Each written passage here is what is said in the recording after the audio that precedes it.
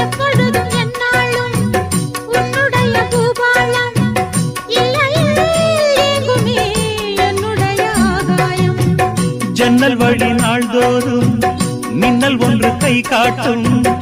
அம்மம்மா என்னைத்தான் ஆசைகளில் நீராட்டும். எனக்கும் உனக்கும் இருக்கும் நெருக்கம் இளமை தொடங்கி முதுமை வரைக்கும். இரவும் பகலும் உறவை வளர்க்கும். இடையில் இருக்கும் தடையை தகர்க்கும்.